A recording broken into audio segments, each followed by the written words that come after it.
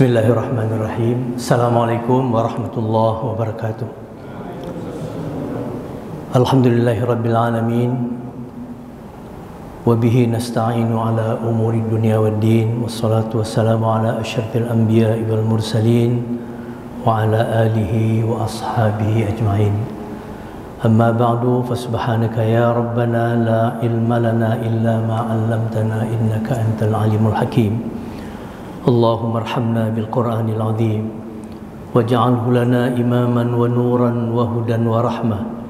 Allahumma dhakkirna minhu ma nasina wa 'allimna minhu ma jahilna warzuqna tilawatahu ana al-laili wa atrafan nahari 'ala al-wajhi alladhi yurdika 'anna. Allahumma ij'alil Qur'ana hujjatan lana la hujjatan 'alaina ya rabbal alamin. Allahumma ij'alil Qur'ana rabi'a qulubina wa nura sudurina wa jalaa ahzanina wa dhahaba humumina wa ghumumina birahmatika ya arhamar rahimin. Allahumma ij'alna min ahli al-Qur'ani alladhina hum ahluka wa khassatuka ya rabbal alamin. Allahumma ihdina bihidayatil Qur'an. Allahumma akrimna bikaramatil Qur'an. Allahumma zayyinna bizinatil Qur'an. Allahumma adkhilna al-jannata bi syafa'atil Qur'an. Allahumma arham jami'a ummati Muhammadin sallallahu alaihi wasallam bi hurmatil Qur'an bi rahmatika ya arhamar rahimin. Allahumma ati nufusana taqwaha wa zakkiha anta khairu man zakkaha anta waliyuha wa maulaha.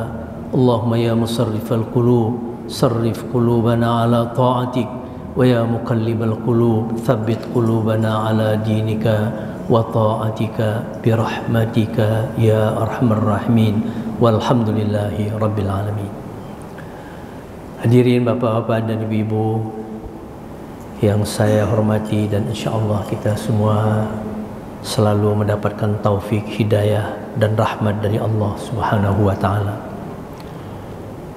Pertama sekali saya ingin mengajak kita semua, mari kita tiada henti-hentinya bersyukur kepada Allah atas karunia yang begitu banyak diberikan oleh Allah kepada kita dalam kehidupan kita di dunia yang sementara dan sangat singkat ini. Kemudian salawat dan salam mari kita sampaikan selalu kepada Nabi kita yang mulia Muhammad Rasulullah sallallahu alaihi wasallam.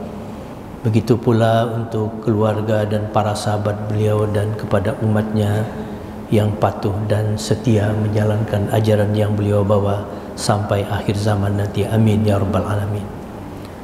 Sesudah kita memuji Allah dan bersalawat kepada Nabi, kita berdoa kepada Allah semoga Allah akan memberikan kekuatan lahir dan batin kepada kita untuk kita selalu istiqamah di dalam iman, istiqamah di dalam Islam, dan istiqamah di dalam ihsan. Karena iman, Islam dan ihsan ini adalah merupakan tiga pilar utama di dalam agama kita. Jadi agama yang sempurna, ajaran ad-dinul kamil itu terdiri daripada tiga pilar utama ini. Ada Islam, ada iman, dan ada ihsan. Dan ini sudah kita kupas pada pertemuan-pertemuan sebelumnya berdasarkan hadis Umar atau yang dikenal juga dengan hadis Jibril.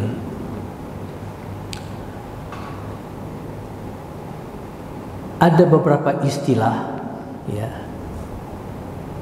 yang kita gunakan di dalam terminologi akidah yang merupakan kaidah. Kaidah itu berbunyi, ada beberapa kalimat yang kalau dia disebutkan secara bersamaan, dia mempunyai pengertian sendiri-sendiri. Tetapi kalau disebutkan satu saja dari dua istilah, maka yang satu lagi terkandung di dalam pengertian yang lain. Nah, kaidah itu berbunyi, idza jtama'a infarada wa idzam farada ijtama'a.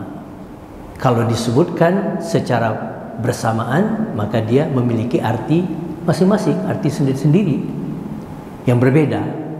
Tapi kalau disebutkan salah satu saja dari dua istilah ini, maka yang satu ada di dalam yang lain. Nah, termasuk dalam istilah ini adalah iman dan Islam. Kalau disebutkan iman dan Islam, maka dia punya pengertian sendiri. Iman begini, Islam begini. Tetapi kalau disebutkan hanya iman saja, maka Islam ada di dalamnya. Kalau disebutkan Islam saja, maka aspek iman pasti ada di dalamnya. Nah, ulama mengatakan ada juga istilah yang lain, yaitu al-birru wat taqwa. Kalau disebutkan secara bersamaan, maka al-bir pengertiannya sendiri, at-taqwa memiliki pengertian sendiri. Tapi kalau disebutkan al-birru saja, nah di dalamnya itu ada unsur takwanya. Kalau disebutkan takwa, di dalamnya ada unsur al-bir. Mereka menyebutkan ada dua istilah lain, yaitu al-adlu wal ihsan. Kalau disebutkan secara berbareng, dia punya pengertian sendiri. Al-adl punya pengertian sendiri, al-ihsan punya pengertian sendiri. Tapi kalau disebutkan salah satu saja di antara dua istilah ini, maka yang satu ada di dalam pengertian yang lainnya. Dalam al-adl ada al-ihsan, dalam al-ihsan ada al-adlu. Begitu juga istilah fakir dan miskin. Nah, kalau kita kan biasa disebut fakir miskin. Kalau disebutkan fakir dan miskin, sebenarnya fakir itu punya istilah yang berbeda dengan miskin. Fakir punya pengertian sendiri, miskin punya pengertian sendiri. Tapi kalau disebutkan salah satu saja di antara keduanya secara sendiri, disebutkan miskin, nah di dalamnya ada pengertian fakir. Disebutkan fakir, di dalamnya ada pengertian miskin. Begitu juga al-ithmu wal udwan. Kan firman Allah, wa ta'awanu 'alal birri wat taqwa. Kemudian wala ta'awanu 'alal ithmi wal udwan. Kalau disebutkan secara bersamaan, al-ithm punya pengertian sendiri, begitu juga al-udwan punya pengertian sendiri. Tapi kalau disebutkan salah satu saja, baik al-ithm atau al-udwan, maka keduanya saling terkait, ada pengertian di dalamnya. Begitu juga kata para ulama, istilah as-sihhatu wal afiyah. Kalau kita bisa menyebut sehat wal afiyat. Sebenarnya sehat beda dengan afiat. Dia punya pengertian masing-masing. Tapi kalau disebutkan sehat, nah aspek afiat pasti ada di dalamnya. Begitu juga kalau disebutkan afiat, pasti aspek sehat ada di dalamnya. Nah, begitu pula al-iman dan al-islam ini. Kalau disebutkan iman, pasti Islam di dalamnya. Tapi kalau disebutkan Islam, iman juga ada di dalamnya. Jadi tidak terpisah antara satu dengan yang lain. Nah, pengertian Islam, ya, sebagaimana yang sudah sering kita sampaikan di dalam percakapan Nabi dengan Jibril itu, Nabi memberikan pengertian Islam itu dengan menyebutkan rukun Islam yang jumlahnya ada 5. An tashhada an la ilaha illallah wa anna muhammadar rasulullah wa an tuqimas salah wa tu'tunaz zakah wa tasumuna ramadan wa tahujjul baital haram. 2 kalimat syahadat, salat, puasa, zakat, dan haji bagi yang sanggup. Itulah pengertian Islam. Nah, para sahabat banyak bertanya kepada Nabi tentang perkara Islam ini. Pertanyaan para sahabat tentang Islam itu bersumber dari banyak jalan periwayatan. Antara lain ada jalur Abu Musa al-Ash'ari, jalur Abdullah bin Amr bin As, ada jalur Amr bin Absah, dan ada jalur Jabir bin Abdullah dan lain-lain sebagainya. Nah, kita ambil satu contoh, ya. Nah, ini ada hadis yang menjelaskan bagaimana ketika Nabi ditanya tentang Islam itu, Nabi memberikan pengertian yang sangat luas sekali, bukan hanya terbatas pada 5 hal yang kita kenal dalam rukun Islam. Kita baca hadisnya. An Abil Khair annahu sami'a Abdullah ibn Amr ibn al-As yaqul Inna rajulan sa'ala Rasulullah sallallahu alaihi wasallam ayyul muslimina khairun? Qala man salimal muslimuna min lisanihi wa yadihi. Dari Abil Khair, dia mendengar dari sahabat Abdullah bin Amr ibn al-As, dia berkata, sesungguhnya ada seorang laki-laki bertanya kepada Rasulullah, Nabi kita yang mulia. Apa pertanyaannya? Ayyul muslimina khairun? Orang Islam manakah yang paling baik? Nah, kalau disebut muslim tentu adalah penganut dari Islam. Pengertian yang tadi itu. Qala, Nabi mengatakan, man salimal muslimuna min lisanihi wa yadihi. Orang Islam yang paling baik itu adalah orang yang selamat orang Islam lainnya dari lidahnya dan perbuatannya. Jadi dia memberikan kenyamanan kepada saudara-saudaranya Muslim yang lain dari apa? Sumbernya dari lidahnya. Dia tidak mau menyakiti saudaranya, dia tidak mau memfitnah, dia tidak mau menghibah, dia tidak mau menghina. Wa yadihi, dan begitu juga perbuatannya. Dia tidak mau melakukan perbuatan yang akan mencederai saudaranya sesama Muslim. Wa fi riwayatin, inna rajulan qala ya Rasulullah ayyul islami afdal? Qala man saliman nasu min lisanihi wa yadihi. Dalam satu riwayat, sesungguhnya ada seorang laki-laki bertanya kepada Nabi, katanya, ya Rasulullah ayyul islami afdal? Islam macam manakah yang lebih baik? Nah, kalau tadi ditanyakan muslim, ayyul muslimina khair, sekarang ditanyakan ayyul islami afdal? Islam seperti apa yang paling afdal? Apa jawaban Nabi? Qala man saliman nasu min lisanihi wa yadihi. Islam yang paling baik itu adalah orang penganutnya yang selamat manusia dari lidahnya dan tangannya. Kalau yang tadi man salimal muslimun, sekarang lebih umum, man saliman nasu min lisanihi wa yadihi. Orang yang selamat manusia dari amal lidahnya dan amal tangannya. Wa fi riwayatin, ada lagi sebuah riwayat, anna rajulan sa'ala an-nabiyya sallallahu alaihi wasallam ayyul islami khairun? Kalau tadi ayyul islami afdal, kalau sekarang sahabat itu bertanya ayyul islami khair? Islam macam manakah yang lebih baik? Qala, Nabi mengatakan apa? Tut'imut ta'ama wa taqra'us salama ala man arafta wa man lam ta'rif. Jadi ketika Nabi ditanyakan Islam model apa yang baik itu, Nabi mengatakan tut'imut ta'am. Orang Islam yang suka memberikan makan kepada orang yang membutuhkan. Dia dermawan. Wa taqra'us salam, dan dia senang mengucapkan salam, baik kepada orang yang dikenalnya ataupun orang yang tidak dikenalnya. Jadi kalau dia jumpa dengan orang, walaupun orang itu tidak dikenalnya, dia mengucapkan salam, Assalamualaikum warahmatullahi wabarakatuh. Apalagi kepada orang yang telah dikenal.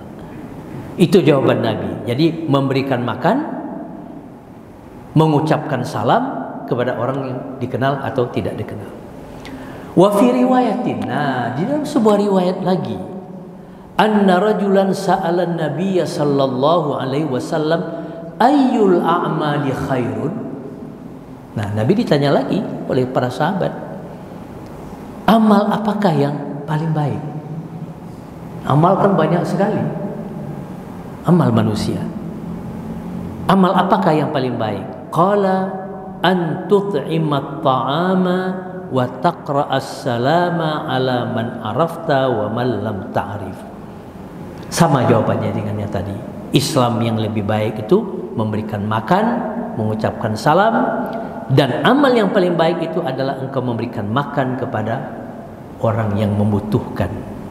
dan memberikan salam, menebarkan keselamatan kepada orang yang engkau kenal ataupun orang yang tidak engkau kenal. Berikutnya, wa fi riwayatin. Nah, dalam sebuah riwayat lagi, sa'ala rajulun ar-rasul sallallahu alaihi wasallam, mal Islam?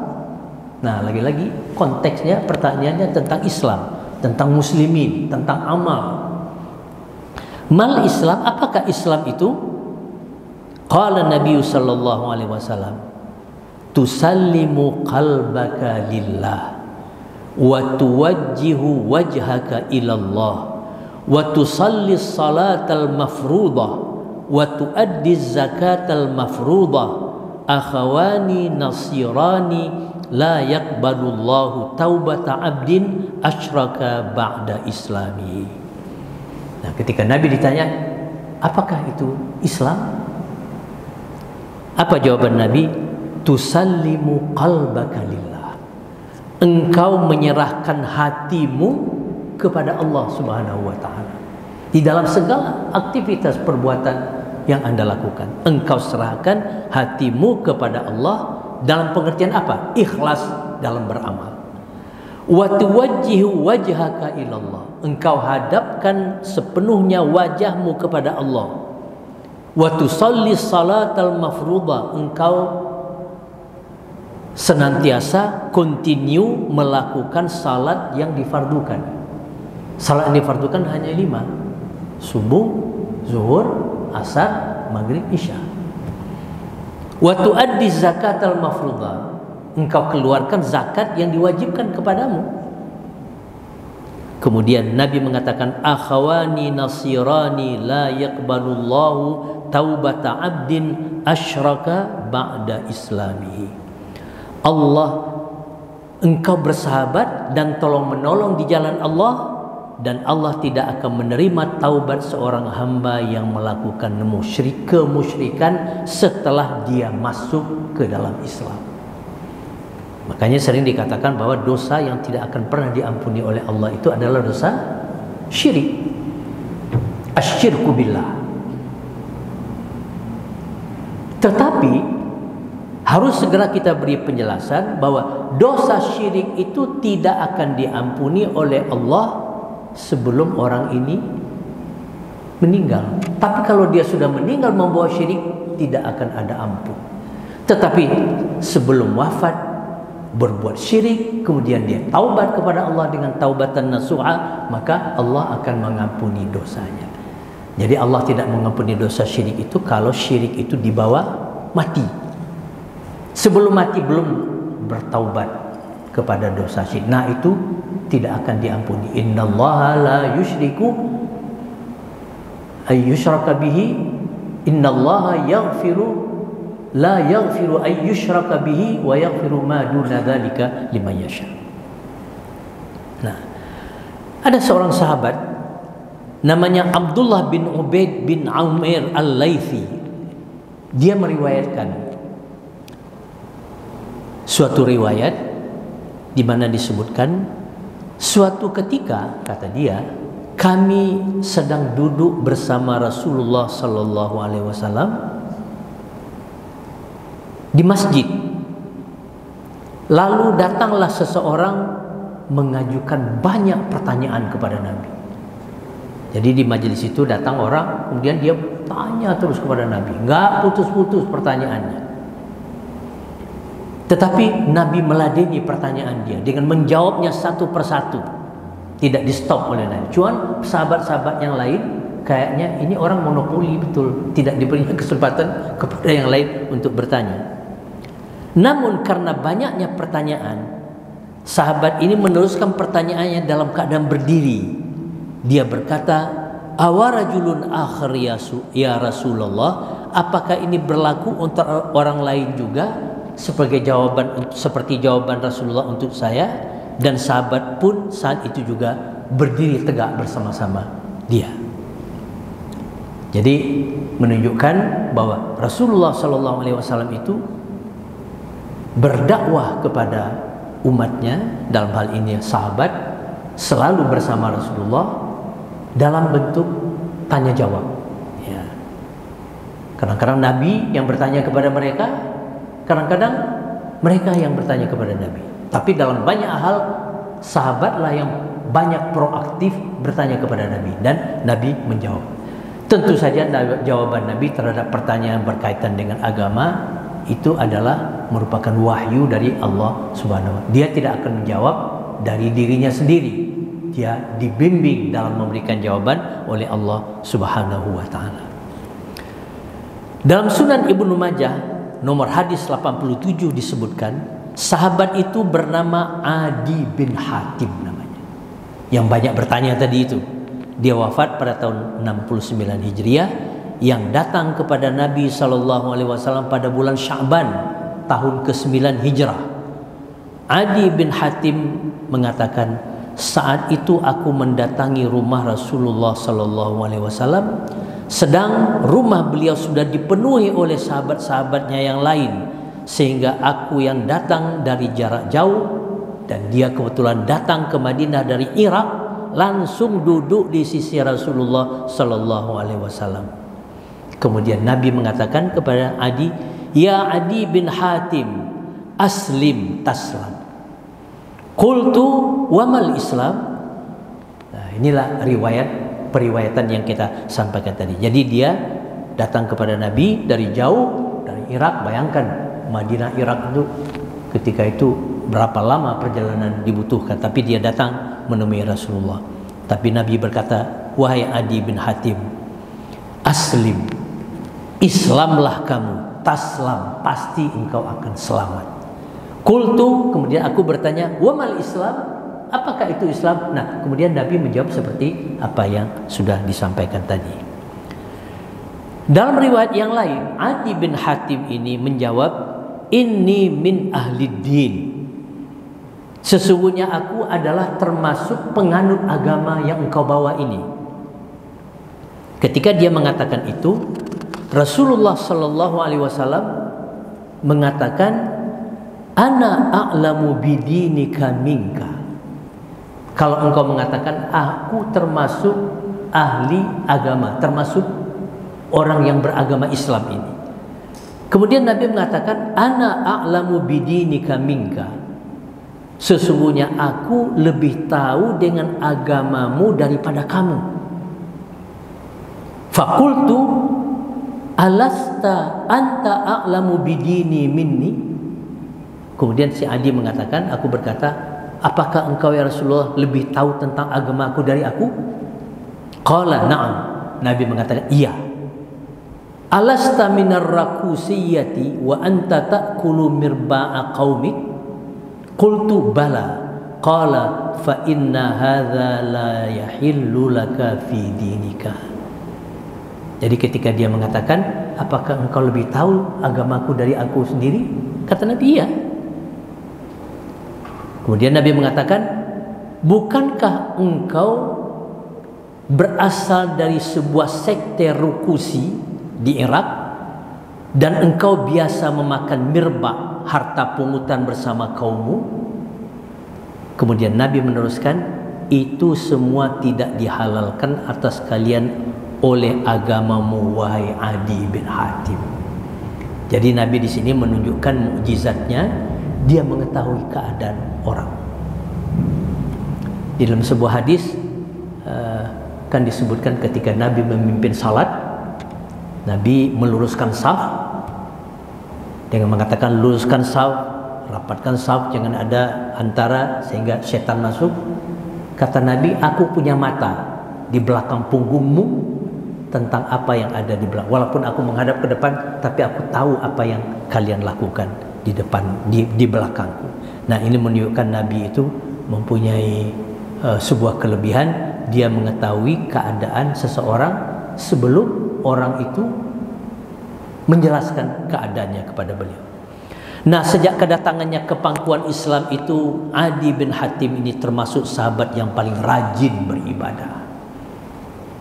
An Adi bin Hatim radhiyallahu anhu qala, ma dakhala waqtu salatin qattun illa wa ana ashtaqu ilayya. Dia mengatakan, tidaklah masuk waktu salat melainkan aku sudah mendatangi seruannya. Dia sangat rindu dengan panggilan azan. Dia sangat senang dan hobi datang ke masjid untuk melakukan salat di masjid berjemaah. Bulan Muharram tahun ke-7 Hijriah, Nabi kita Muhammad sallallahu alaihi wasallam, Rasulullah, pernah mengutus seorang namanya Dihyah Al-Kalbi. Dia ditemani oleh Adi bin Hatim yang kita sebutkan tadi, membawa surat Nabi menghadap Raja Heraklius. Saat itu Adi belum masuk Islam. Setelah masuk Islam, Adi bin Hatim menjadi mulia di sisi Nabi, begitu juga di hadapan sahabat-sahabat lain, dan ia akhirnya syahid pada perang Siffin pada akhir tahun ke-36 Hijriah. Jadi dari riwayat ini kita bisa mengerti bahwa apabila seseorang Islam sudah merasuk ke dalam jiwa dan hatinya, maka segala perkara-perkara yang berkaitan dengan agama akan menjadi enteng di hadapan matanya dan dia suka melaksanakan hal-hal itu. Nah, Bapak Ibu sekalian, banyaknya pertanyaan para sahabat tentang Islam ini, sebagaimana yang disebutkan tadi, apakah Islam yang paling afdal, apakah orang Islam yang paling bagus, apakah amal yang paling baik, apakah Islam itu, ini menunjukkan bahwa seutama-utama amal adalah Islam sebagai pintu gerbang iman. Redaksi pertanyaan para sahabat itu sangat variatif. Tidak satu redaksi. Ditanyakan, mal Islam, apakah Islam itu? Ayul Islami khair, Islam apakah yang paling bagus? Ayul Islami afdal, Islam macam manakah yang lebih afdal? Wa ma ayatul Islam, apakah tanda-tanda Islam? Ayul muslimina afdal, ayul muslimina khair, dan lain-lain sebagainya. Nah, dari beberapa variasi pertanyaan dan beragamnya gaya bertanya para sahabat ketika itu, kita sebenarnya dapat mengetahui bahwa sahabat yang bertanya itu bukan hanya satu atau dua orang, tapi banyak sahabat yang bertanya tentang perkara Islam ini kepada Rasulullah Sallallahu Alaihi Wasallam. Kemudian selanjutnya, para sahabat, pertanyaan para sahabat tentang Islam itu seolah-olah ingin mengkonfirmasi berbagai keterangan Al-Quran dalam berbagai ayat yang sudah dimaklumatkan jauh sebelum kedatangan Rasulullah Sallallahu Alaihi Wasallam. Nah, salah satu di antaranya Allah berfirman, "Dzalika mathaluhum fit Taurati wa mathaluhum fil Injil." Allah mengatakan lagi, "Wa mubasysyiran bi rasulin ya'ti min ba'dihi ismuhu Ahmad. Alladzina atainahumul kitaba ya'rifunahu kama ya'rifu abna'ahu." Nah,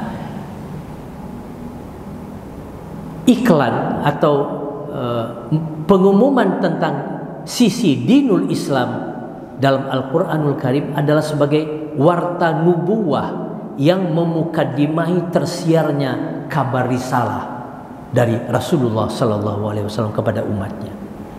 Tetapi dari sisi umat adalah sebagai warning struktural untuk memancing perhatian mereka dan menumbuhkan tanggung jawab umat sebagai penganut agama.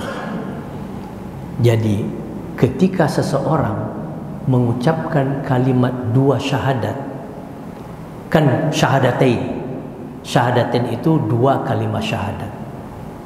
Syahadat yang pertama disebut dengan syahadatut tauhid, asyhadu an la ilaha illallah, itu namanya syahadat tauhid. Namanya syahadatul risalah, wa anna muhammadar rasulullah. Jadi asyhadu an la ilaha illallah wa asyhadu anna muhammadar rasulullah, dua kalimat syahadat, ini satu paket. Kalau ada orang yang masuk Islam, dia hanya mengucapkan asyhadu an la ilaha illallah saja, belum Islam dia. Harus dilengkapi dengan wa asyhadu anna muhammadar rasulullah. Atau dia mengatakan asyhadu anna muhammadar rasulullah, tapi dia tidak mengucapkan asyhadu an la ilaha illallah, maka dia hanya mengucapkan satu kalimat saja dari dua kalimat syahadat, dan dia belum Islam secara sempurna. Variasi pertanyaan dari para sahabat tersebut juga menunjukkan, yang pertama, keseriusan dan kesungguhan sahabat dalam memilih Islam sebagai din, sebagai agama. Ketika seseorang mengucapkan dua kalimat syahadat, seyogianya, harusnya, bahkan dia wajib menyadari bahwa kedaulatan tidak ada dipegang oleh semua makhluk kecuali hanya Allah Subhanahu wa ta'ala. Dia memaklumkan ketika membaca syahadat itu bahwa dia sudi diatur oleh Allah. Dia senang diatur oleh aturan-aturan Allah Subhanahu wa ta'ala. Yang berdaulat itu hanya Allah Subhanahu wa ta'ala, termasuk kepada dirinya sendiri. Nah, oleh karena itu di dalam ungkapan kita, dan ini pernah kita sampaikan juga uraiannya, ada doa yang kita baca, raditu billahi rabba wa bil islami dina wa bi muhammadin nabiyyan wa rasulah. Aku rela Allah itu menjadi Rabbku, dan aku rela Islam itu sebagai agamaku, dan aku rela Muhammad itu sebagai nabi dan rasul. Itu yang pertama. Kemudian yang kedua, menunjukkan betapa para sahabat begitu segenap hati memilih Islam sebagai way of life, dan berbaiat, terikat dan terlibat secara total dalam Islam. Makanya ada ulama yang mendefinisikan Islam itu apa? Al-Islamu at-ta'atu wal inqiyad. Salah satu sisi pengertian Islam adalah ketaatan dan keterikatan. At-ta'ah, at-ta'ah artinya mengikut, inqiyad juga mengikut segala aturan-aturan. Sebagaimana dikatakan oleh Imam Nawawi dalam kitab Sahih Muslim, qala al-ulama'u rahimahumullah qawlahu ayyul islami khair ma'nahu ayyu khisalihi wa umurihi wa akhwalihi.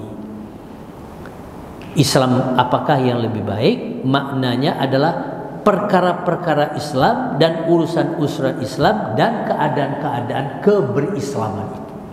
Nah, Bapak dan Ibu, ada dua istilah yang sering dicampur adukan oleh orang. Ada istilah agama, ad-din. Ad-din itu ajaran agama. Tapi ada istilah at-tadayyun. At-tadayyun itu artinya beragama. Jadi ada agama dan ada beragama. Kalau agama itu ajarannya, tapi kalau beragama pelaksanaan dari penganut agama, yaitu orang Islam itu sendiri. Para sahabat ingin mengamalkan Islam itu secara total, secara muslim, secara kafah kalau kata orang sekarang, dan ingin tampil menjadi muslim terbaik dalam konteks ilmu, konteks iman, dan konteks amal. Sebagaimana dijelaskan oleh Imam Hadis Al-Munawi dalam kitab Faidul Qadir pada nomor hadis 1292. Imam Az-Zahabi, gurunya Imam Bukhari, pernah mengatakan begini, wa ma'nahu innal muslimal kamil mithlu zaidir rajul ayil kamili fir rujulah wa qila afdalul muslimina man jama'a ila adahi huquqillahi ta'ala wa ada huquqil muslimin wa huwa alladhi la yata'arradu lil muslimina bima harrama min dimaihim bima hurrima min dimaihim wa amwalihim wa a'radihim wa qad quddima lisan li anna at-ta'arruda bihi asra' wuqu'an wa akthar wa khustal yad li anna mu'dhama muzawalatil af'ali biha ay bil yadi. Artinya bahwa muslim yang baik itu, ya, ini penganutnya ini, yang beragama tadi itu, penganut agama Islam, yaitu muslim yang baik itu adalah orang yang memiliki ciri dan watak yang tampak nyata dalam kehidupan kesehariannya. Artinya kalau kita lihat hidup kesehariannya tampak keislamannya, tampak aspek Islam itu dalam gerak langkahnya, yaitu dia punya hubungan yang baik dengan sesama manusia setelah hubungan baiknya dengan Allah Azza wa Jalla, yang kita kenal kemudian dengan istilah hablum minallah dan hablum minannas. Hubungan vertikal ke atas dan hubungan horizontal ke samping kiri dan kanan. Hubungan atau komunikasinya yang baik itu tergambar dalam tindak tanduknya yang sangat mempesona dan menakjubkan. Sebagai seorang muslim, dia melaksanakan segala hal-hal, bukan hanya yang wajib, tetapi yang sunnah-sunnah pun dikerjakannya. Akhlak yang baik pun dimilikinya. Dia tampakkan akhlak yang baik itu kepada orang lain, sehingga nanti dia akan menjadi saksi atas kebenaran Islam itu di hadapan khalayak manusia nanti di hari akhirat kelak kemudian hari. Komunikasi yang baik itu ditandai oleh lisan, sedang tindak tanduk yang menawan itu akan ditandai oleh tangannya yang kesemuanya membawa manfaat bagi orang banyak. Karena itu Nabi SAW menyatakan bahwa orang mukmin bukan pencerca, bukan tukang laknat, tidak suka ngomong jorok, tidak mau ngomong yang menyakitkan. Ini disampaikan oleh Imam Bukhari dalam kitab Adabul Mufrad, Imam Tirmidzi dan Imam Ahmad. Kembali kepada tadi, man salimal muslimuna min lisanihi wa yadihi, man saliman nasu min lisanihi wa yadihi. Ada yang khusus untuk umat Islam, ada yang khusus untuk manusia non muslim juga. Jadi orang Islam tidak boleh tidak adil walaupun kepada non muslim. Dia tidak boleh zalim kepada non muslim, apalagi kepada saudaranya sesama muslim. Nah, kita akhir-akhir ini dihebohkan oleh seorang pendai yang ketika berdakwah menggoblok-goblokkan orang. Akhirnya ramai. Dan kabarnya sudah mengundurkan diri sebagai utus khusus presiden soal toleransi beragama dan apalah jabatannya begitu. Sebetulnya kalau dia berhati-hati ngomong di hadapan, apalagi merendahkan orang kecil, orang miskin yang dengan keringatnya sedih bekerja keras, tidak akan seperti itu kejadian. Nah, mudah-mudahan ini menjadi pelajaran. Nah, kalau saja dia menampakkan unsur keislamannya di dalam berdakwah, tidak akan terjadi seperti itu. Tidak akan ada orang yang tersinggung. Walaupun orang yang bersangkutan itu dia merasa diam-diam saja, oke aja, nggak apa-apa. Orang kecil, orang lemah, dia nggak merasa tersinggung juga. Tapi perbuatan itu menyakitkan bagi orang lain, saudaranya yang lain merasa tersakiti. Nah, kemudian kita beralih kepada iman. Tadi Islam, sekarang iman. Bagaimana pula cara sahabat bertanya tentang iman kepada Rasulullah Sallallahu Alaihi Wasallam? Para sahabat banyak bertanya tentang iman kepada Nabi.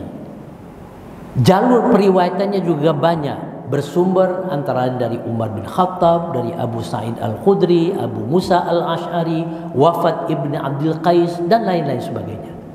Bervariasi juga pertanyaan para sahabat yang beraneka ragam, dan kemudian dijawab oleh Nabi juga dengan jawaban yang variatif. Ini menunjukkan kesungguhan dan keseriusan para sahabat dan begitu luasnya area iman itu. Nah, para ulama menyebutkan bahwa hikmah beraneka ragamnya jawaban Nabi ketika ditanya tentang iman, sama dengan Islam tadi, itu memudahkan kita untuk memilih mana di antara cabang-cabang iman itu yang bisa kita jangkau satu demi satu, tahap demi tahap. Dikatakan bahwa iman itu mempunyai berapa cabang? 74 cabang-cabang iman. Makanya Imam Baihaqi dia mengarang sebuah kitab namanya Kitab Syu'abil Iman. Kitab yang menjelaskan tentang cabang-cabang iman yang lebih daripada 70 cabangnya. Nah, ada seorang sahabat namanya Amr ibni Abasah bertanya kepada sahabat Nabi dari Bani Salim, saudara seibu dari Abu Dzar Al-Ghifari. Dia bertanya, "An Amri ibni Abasah qala ataitu Rasulullah sallallahu alaihi wasallam faqultu ya Rasulullah mal iman?" Qala as-sabru was-samaha. Qala qultu ayyul imani afdal? Qala khuluqun hasan. Kalau kita bicara tadi tentang Islam adalah rukun Islam yang 5, dijawab oleh Nabi pertanyaan Jibril. Kalau dikatakan tentang iman, ketika ditanya oleh Jibril apa iman, Nabi menjawab dengan menyebutkan rukun iman yang 6. Iman kepada Allah, kepada Rasul, kepada malaikat, kepada kitab, kepada hari yang akhir, dan kepada takdir. Ternyata di dalam hadis ini, dalam hadis Amr ibn Absah ini, dia katakan, aku datang kepada Rasulullah bertanya, ya Rasulullah, mal iman? Apakah iman itu? Apa jawaban Nabi? Bukan dijawab oleh Nabi, engkau beriman kepada Allah, kepada Rasul. Kata Nabi, al-imanu as-sabru was-samaha. Iman itu adalah kesabaran dan berlapang dada. Aku bertanya lagi, iman apakah yang lebih utama? Kemudian Nabi menjawab, orang beriman yang paling baik akhlaknya. Jadi Nabi tidak kau iman kepada malaikat, kepada yang lain-lain, tapi Nabi menjawab justru iman apakah yang afdal? Husnul khuluq, khuluqun hasan, akhlak yang baik.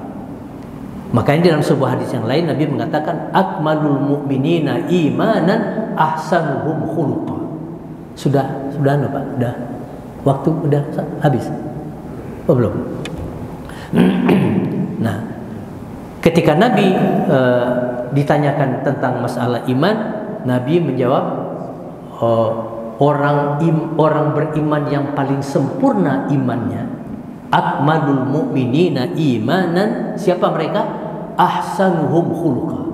Mereka yang paling bagus, yang paling baik akhlak, budi pekertinya, etikanya, sopan santunnya, perilakunya di dalam bergaul dan bermuamalah dengan sesama manusia. Dalam hadis ini Nabi menyebutkan khuluqun hasan, akhlak yang baik. Kalau begitu, khuluqun hasan atau akhlak yang baik itu bisa dipakai sebagai parameter daripada keimanan seseorang. Kalau orang akhlaknya baik, itu cerminan daripada imannya. Tapi kalau akhlaknya jelek, akhlaknya buruk, itu menjadi pertanda bahwa imannya juga dalam keadaan tidak baik-baik saja. Jadi khuluqun hasan menjadi parameter iman. Kenapa? Karena turunnya cinta Allah hanya kepada akhlak orang yang berakhlak mulia. Sedekah iman yang paling berharga tiada lain adalah akhlak yang mulia. Usamah bin Shuraih meriwayatkan saat itu kami lagi kumpul-kumpul di padang Arafah, ada sahabat yang bertanya di Haji Wada ketika Nabi haji bersama mereka. Qalu ya Rasulullah, fama khairu ma u'tiyan nas?